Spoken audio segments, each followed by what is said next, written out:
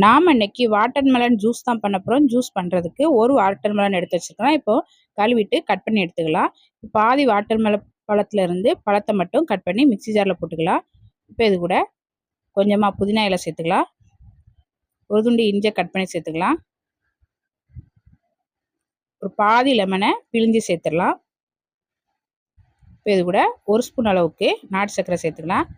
சேர்த்து ஜூஸை அரைச்சி எடுத்து வந்துடலாம். ஜூஸை அரைச்சி எடுத்து வந்தாச்சு. அரைச்ச ஜூஸை ஒரு பாத்திரத்தில் ஒரு வடிகட்டியை வச்சு வடிகட்டிக்கலாம். ஜூஸை வடிகட்டி எடுத்து வச்சுருக்கிறேன். இப்போ ஒரு கண்ணாடி கிளாஸில் கொஞ்சமாக ஐஸ் கட்டி போட்டுக்கலாம். நம்ம ரெடி பண்ணி வச்ச ஜூஸை கண்ணாடி கிளாஸில் ஊற்றிடலாம். ரொம்ப டேஸ்டான வாட்டர்மெலன் ஜூஸ் ரெடி ஆயிடுச்சு. அடிக்கிற வெயிலுக்கு இந்த மாதிரி ஜூஸ் செஞ்சு குடிங்க. உடம்புக்கு ரொம்ப நல்லது. ட்ரை பண்ணி பாருங்கள்.